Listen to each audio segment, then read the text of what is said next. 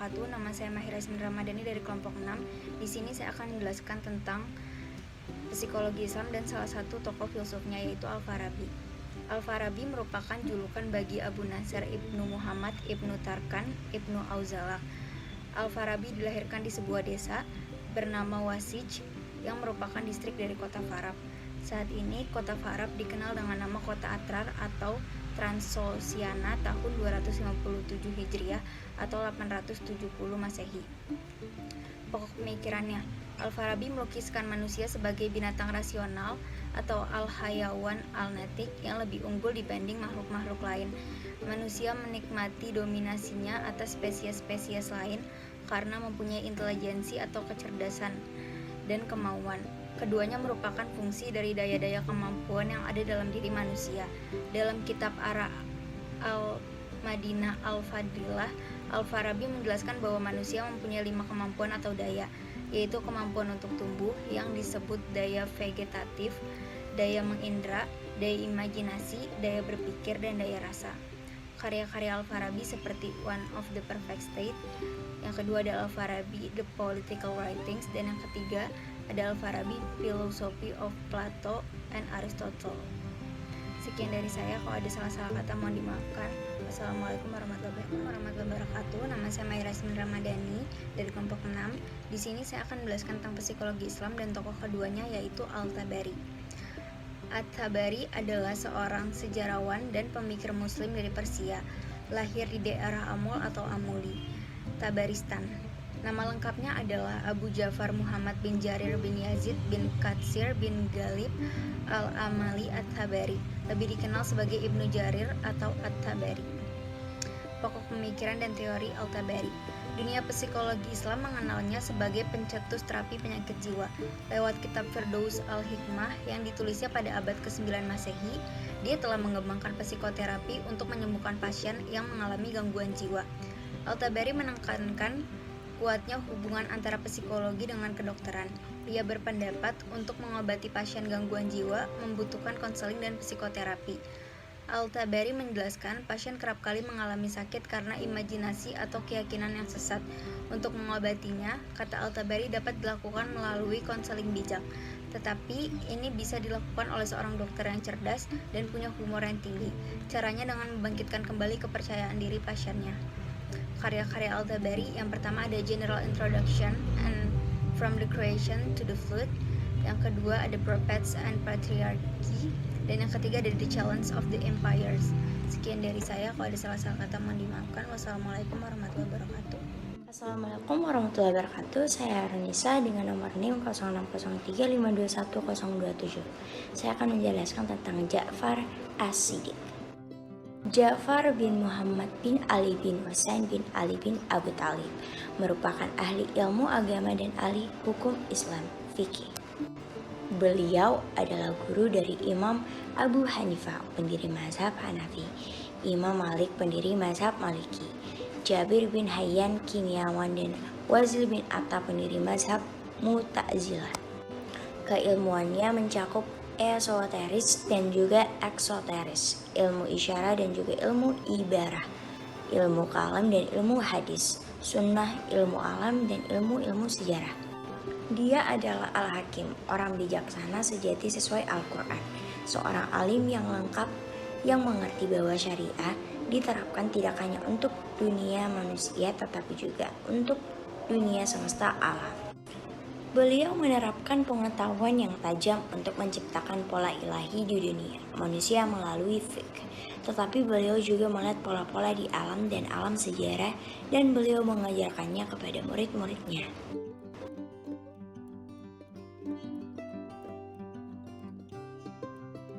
Tokoh psikologi Islam terkemuka ini hayati antara tahun 702 hingga 765 Masehi dan lahir di kota Madinah. Dia jadi terkenal sebab menguasai ilmu pengetahuan dan luas serta agama dan mumpuni. Dia berpendapat bila nafsu itu dapat memunculkan sifat non-egois, sedangkan kalbu dapat mendorong seseorang buat selalu mencintai Allah dengan tulus dan ikhlas.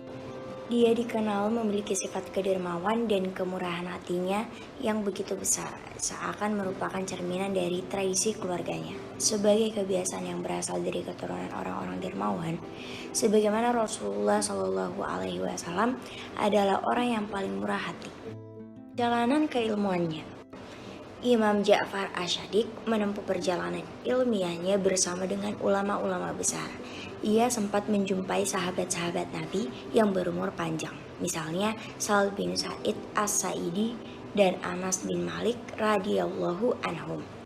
Dia juga berguru kepada pemuka tabi'in Atha bin Abi Rabah, Muhammad bin Syihab Az-Zuhri, Urwa bin Az-Zubair, Muhammad bin Al-Munkadir, dan Abdullah bin Abi Rafi, serta Ikrimah Maula Ibnu Abbas. Dia pun meriwayatkan dan kakeknya Al-Qasim bin Muhammad bin Abi Bakar. Mayoritas ulama yang ia ambil ilmunya berasal dari Madinah. Mereka adalah ulama-ulama kesohor terpercaya memiliki ketinggian dalam amanah dan kejujuran. Sedangkan murid-muridnya yang paling terkenal yaitu Yahya bin Sa'id Al-Ansari, Aban bin Taglib, Ayyub As-Satiyani, Ibnu Juraij, dan Abu Amr bin Al-Ala.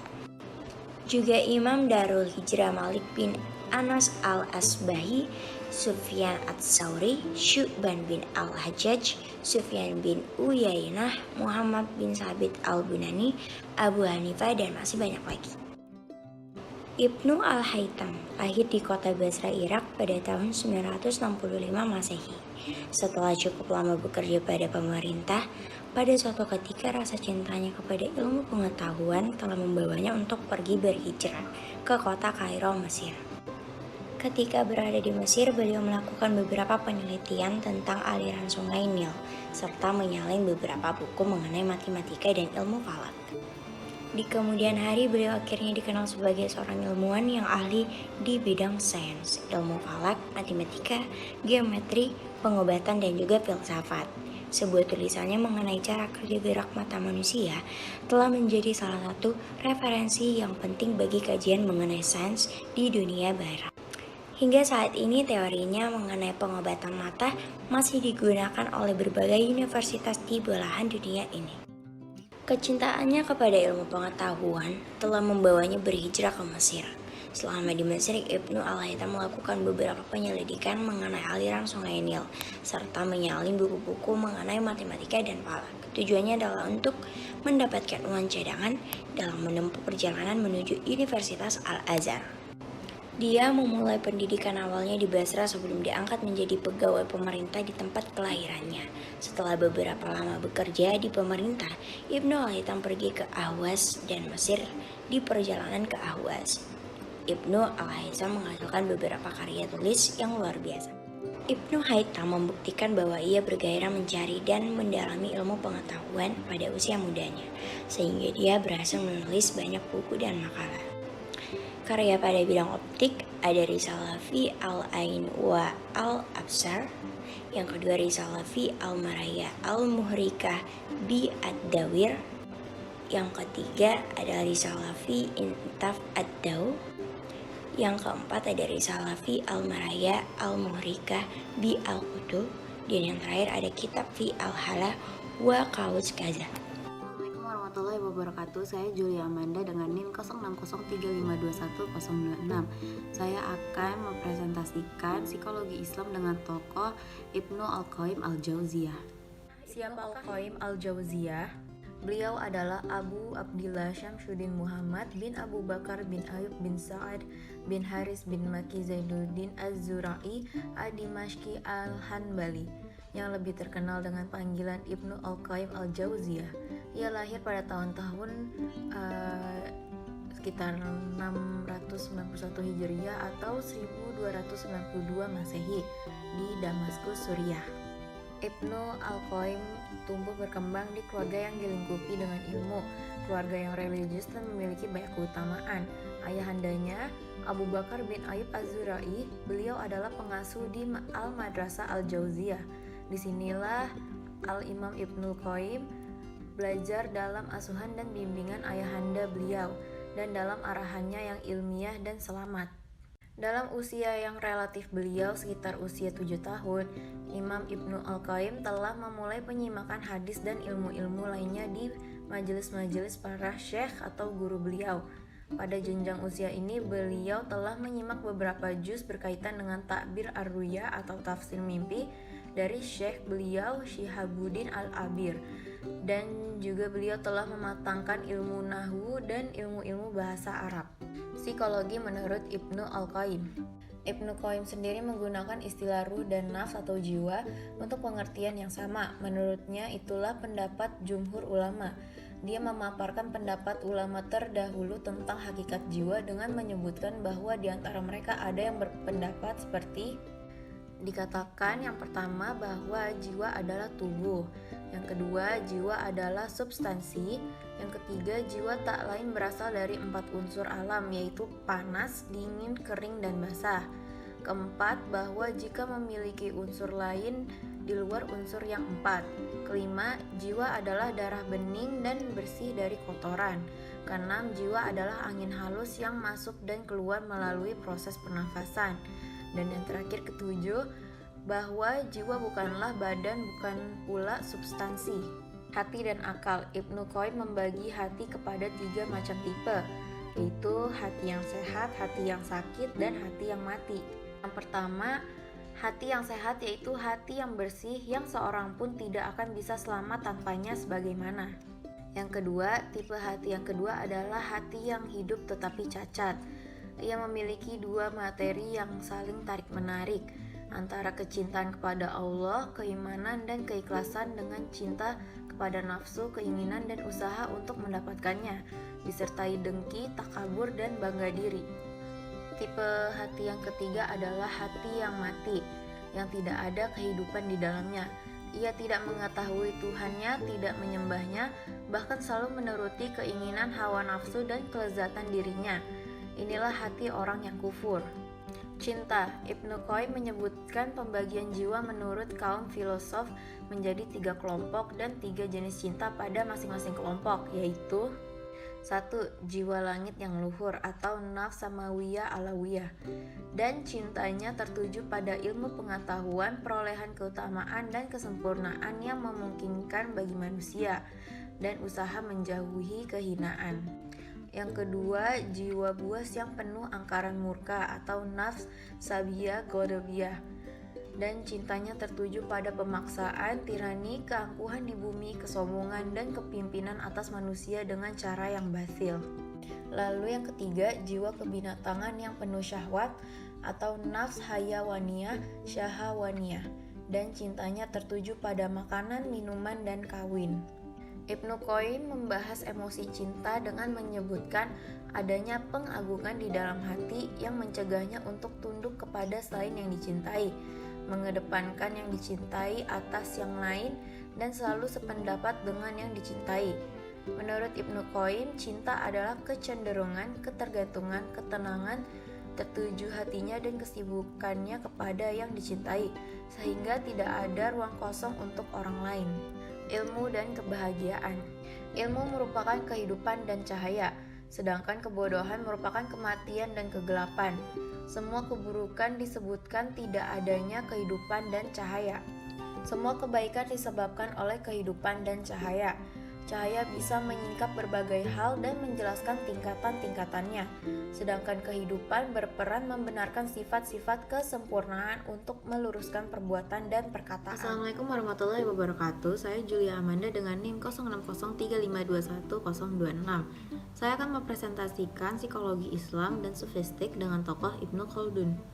Siapakah Ibnu Khaldun? Ibnu Khaldun lahir pada tahun 1333 di Tunisia. Ia lahir dari keluarga kelas atas Andalusia keturunan Arab. Ibnu Khaldun menerima pendidikan dari beberapa guru terbaik di kotanya. Ia dipandang memiliki kecerdasan alami dan rasa keingintahuan yang tinggi. Bekal pendidikan itu membentuknya menjadi seorang intelektual dengan minat mendalam dalam masalah politik dan sosial. Meskipun dilahirkan dalam keluarga kaya dan berpangkat tinggi, kehidupan mudanya penuh dengan kesulitan. Orang tuanya meninggal saat dia masih remaja sehingga membuatnya berjuang untuk membangun diri dalam karir. Ibnu Khaldun seorang historiografi dan sejarawan Muslim Arab abad ke-14. Ia dianggap sebagai salah satu bapak ilmu sosiologi, historiografi, dan ekonomi modern. Meskipun dia telah hidup berabad-abad yang lalu, hidupnya didokumentasikan dengan baik. Kondisinya berbeda dengan kebanyakan orang sezamannya yang tidak memiliki banyak informasi yang dapat dipercaya. Pemikirannya terhadap psikologi Islam. Manusia dalam pandangan Ibnu Khaldun merupakan makhluk yang berbeda dengan berbagai makhluk lainnya. Potensi akallah yang menyebabkan perbedaan itu. Melalui akal, manusia mampu melahirkan ilmu pengetahuan dan teknologi, memikul syariat, dan diberi kepercayaan sebagai Khalifatullah al-Ard. Bagi Ibnu Khaldun, akal adalah potensi psikologis dalam belajar. Manusia mampu memahami keadaan di luar dirinya dengan kekuatan pikirannya yang berada di balik al-hawas atau alat indera. Pada mulanya, kemampuan itu masih berbentuk potensi dan menjadi aktual melalui al-ta'lim atau pendidikan dan al-riyadah atau latihan, yang sesuai dengan irama perkembangan fisik dan mentalnya. Proses aktualisasi belajar tersebut diterangkan oleh Ibnu Khaldun dengan menggunakan konsep makalah sebagai teori sentral pemikiran dan pendidikannya. Dalam teorinya, ia menyebutkan bahwa faktor lingkungan dan individu yang berada di sekitar manusia ikut membentuk kepribadian seseorang. Ibnu Khaldun juga percaya bahwa perilaku manusia bisa dibentuk melalui pengalaman dan pendidikan. Gagasan tersebut selanjutnya memberi pengaruh besar terhadap psikologi modern yang muncul pada masa sesudahnya. Pemaknaan Ibnu Khaldun terhadap makalah tidak sekedar insight yang mempunyai kecenderungan kognitif semata-mata, tetapi sekaligus kognitif, afektif, dan psikomotorik. Assalamualaikum warahmatullahi wabarakatuh. Nama saya Khairunisa Sima Aziza dengan NIM 0603521028. Dari kelompok 6 ingin menjelaskan psikologi Islam dengan tokohnya yaitu Abdullah Nasi Ulwan. Abdullah Nasi Ulwan dilahirkan pada tahun 1928 di daerah Kahdi Askar yang terletak di Bandar Halb, Syariah.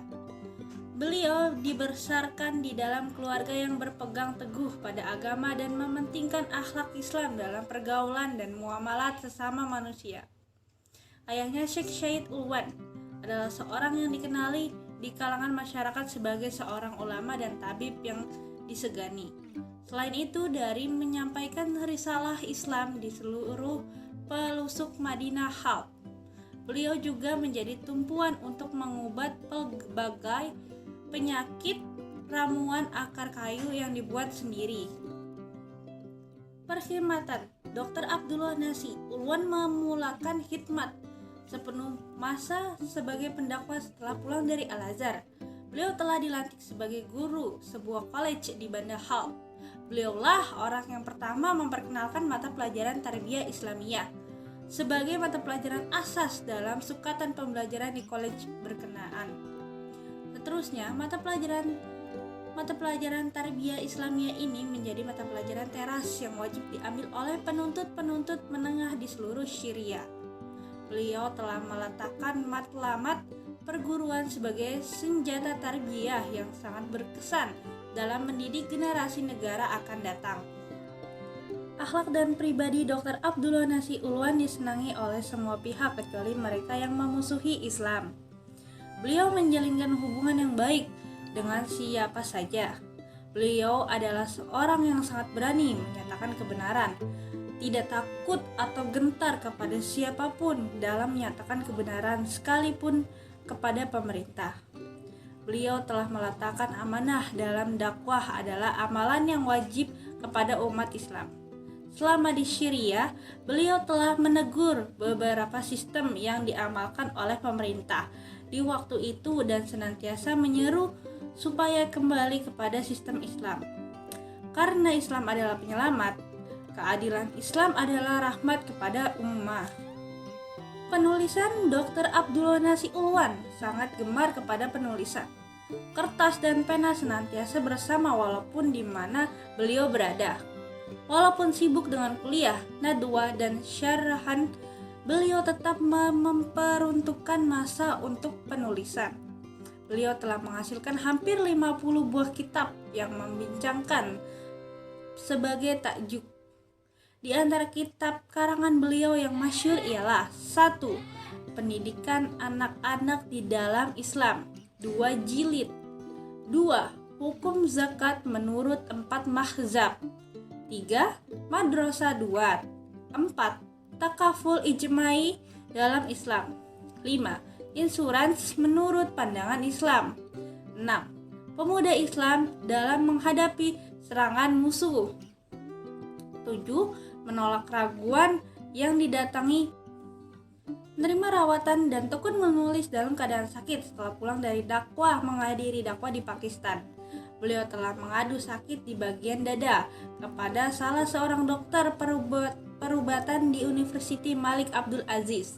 Dokter telah mengesahkan beliau mengalami penyakit di bagian hati dan paru-paru. Beliau dimasukkan ke hospital untuk mendapatkan perawatan pakat. Beliau mendapatkan perawatan dalam masa yang agak lama di hospital ini. Wafatnya Dr. Abdullah Nasi Ulwan. Beliau meninggal dunia pada hari Sabtu jam 9.30 pagi. 5 HB Muharram 1408 Hijriah bersama 29 HB Agustus 1987 di Hospital University Malik Abdul Aziz, Jeddah, Saudi, dalam usia 59 tahun. Jenazahnya dibawa ke Masjidil Haram untuk disembahyangkan dan dikebumikan di Mekah. Sholat jenazahnya dihadiri oleh ulama-ulama di seluruh pelosok dunia. Pemergiannya diiringi oleh umat Islam seluruh dunia. Dunia kehilangan ulama murabbi yang benar-benar ikhlas dalam memperjuangkan penegakan Islam. Beliau telah menyerahkan jiwa raga untuk Islam dengan pengorbanan dan jihad yang sangat besar. Assalamualaikum warahmatullahi wabarakatuh. Nama saya Khairunisa Maza dengan NIM 0603521028. Ingin menjelaskan apa itu psikologi Islam dengan tokohnya Usman Najati. Beliau berupaya mengembangkan psikologi melalui perspektif Islam yang bersumber pada Al-Quran maupun hadisnya. Proses pemikiran Usman Najati dimulai ketika sedang mempersiapkan disertasi untuk program magister dengan judul Pengetahuan Empiris menurut Ibnu Sina. Pada periode tahun 1939 sampai 1942, Najati adalah salah satu tokoh yang berusaha untuk mensinergikan antara ilmu psikologi dan Islam. Usaha Najati ditampakkan melalui karya-karya yang sedang dibuatnya. Najati melakukan pengajian terhadap konsep psikologi yang berasal dari Al-Quran dan Sunnahnya. Teori psikologi konvensional Barat. Dalam artian berarti Najati tidak anti terhadap teori psikologi yang berasal dari Barat. Perjalanan karirnya di dalam dunia pendidikan, Muhammad Usman Najati adalah dosen Universitas Arab Saudi dan dosen tamu di beberapa perguruan tinggi di Kuwait dan Mesir. Selain mengajar, Muhammad Usman Najati juga aktif menulis buku dan memberikan ceramah di berbagai lembaga pendidikan serta memberikan ceramah di sekolah tinggi keguruan Kairo dan di Madrasah Sanawiyah Suwaik di Kuwait. Karya-karya Muhammad Usman Najati berkecimpung dalam dunia psikologi sehingga karya-karya yang telah beliau rintis diwarnai oleh permasalahan psikologi, khususnya psikologi Islam. Usman Najati merupakan salah satu pemikir yang cukup produktif dalam menghasilkan karya-karya di bidang psikologi dalam perspektif Islam. Hal ini ditunjukkan dari hasil penelusuran yang dilakukan terhadap karya-karya Usman Najati. Dari hasil penelusuran penulis terhadap karya Usman Najati yang berhasil terdeteksi. Nama saya Masya Nisa dengan nomor induk mahasiswa 060352030. Di sini saya akan menjelaskan tentang psikologi Islam. Siapakah Dr. Malik Badri? Profesor Dr. Malik Badri adalah Fellow of UIAM dan Senior Konsultan atau klinik psikologis. Dia lahir di Rufa'ah, Sudan 16 Februari 1932. Pada tahun 1996, Prof. Malik meraih gelar sarjana dan diploma in education pada American University of Beirut dengan capaian memuaskan. Program magister dilanjutkannya pada universitas yang sama tahun 1998. Tahun 1961 mendapatkan PhD dari University of Leicester Inggris dan Postgraduate Certificate of Clinical Psychology dari Deep Psychiatry, Middlesex Hospital Medical School of London University tahun 1966. Pandangan psikologi. Pendekatan dalam pengembangan psikologi Islam dalam perspektif Malik Badri menggunakan pendekatan antara skriptualis, filosofis, dan tasawuf. Dalam artian bahwa Malik Badri menggunakan pendekatan perumusan teori psikologi Islam bersumber dari kajian terhadap Al-Quran dan hadis, bersumber dari kajian spekulatif yang bersifat empiris dan hasil kajian pemikiran, serta bersumber dari pemahaman dan penghayatan kasus-kasus atau tema-tema psikologi. Selain itu, metode yang digunakan adalah kombinasi antara metode pragmatis dan idealistik. Dalam artian bahwa Malik Badri melakukan adopsi teori barat dan juga mengkaji teori dari sumber utama Islam. Hubungan dengan psikologi. Pada awalnya, psikologi adalah bagian filsafat. Lebih awal lagi, psikologi adalah bagian dari agama. Bahkan agama memiliki peran yang sangat krusial dalam menjaga kesehatan mental manusia. Psikologi yang ditegakkan di atas sains modern atau psikoanalisa dan behaviorisme juga menganut paham positivisme, di mana psikologi tidak mempercayai adanya realitas spiritual atau supranatural. Kemudian menjadikan psikologi bukan lagi ilmu jiwa, melainkan ilmu perilaku. Lebih parah lagi, kalau jiwa saja sudah tidak dihiraukan keberadaan dalam diri manusia, bagaimana dengan siapakah Zakia Darajat? Prof. Dr. Haji Zakia Darajat adalah pakar psikologi Islam Indonesia. Berkarir di Departemen Agama Indonesia selama 30 tahun sejak 1964. Ia menghabiskan sisa umurnya sebagai pendidik dan guru besar ilmu psikologi di Universitas Islam Negeri Syarif Hidayatullah Jakarta. Ia merupakan satu-satunya perempuan di Dewan Pertimbangan Agung periode 1983 sampai 1988 dan pernah menjadi anggota MPR periode 1992 sampai 1997. Selain itu, ia adalah perempuan pertama yang menjabat salah satu Ketua Majelis Ulama Indonesia atau MUI, mengetuai bidang urusan keluarga dan anak pada masa kepemimpinan Hasan Basri. Pemikiran Zakiyah. Bagi Zakiyah, pendidikan Islam mempunyai tujuan yang jelas dan tegas. Menurut Zakiyah, Islam memiliki tujuan yang jelas dan pasti, yaitu untuk membina manusia agar menjadi hamba Allah yang soleh dengan seluruh aspek kehidupannya yang mencakup perbuatan, pikiran, dan perasaan. Membina manusia merupakan sebuah upaya untuk mengajar, melatih, mengarahkan, mengawasi, dan memberi teladan kepada seseorang untuk mencapai tujuan yang telah ditentukan. Pembinaan yang hanya memberikan pelajaran, latihan, dan arahan akan menciptakan manusia yang tidak berjiwa. Pembinaan yang hanya memberikan pengawasan dan teladan akan menciptakan manusia yang kurang kreatif. Pendidikan harus mengembangkan dimensi manusia yang terdiri dari 7 macam, yaitu fisik, akal, iman, akhlak, kejiwaan, keindahan, dan sosial kemasyarakatan. Hubungan dengan psikologi. Bagi beliau, pendidikan harus ditujukan untuk membangun dan membina manusia yang kuat, sehat, dan mampu melaksanakan tugasnya. Membina fisiknya yang sehat sehingga tercipta kepribadian yang seimbang dan selaras sebagai pengabdian kepada Tuhan. Membina dan mengolah fisik yang kokoh sehingga terbina sikap-sikap terpuji seperti bersikap toleran, sportif, dan tergesa.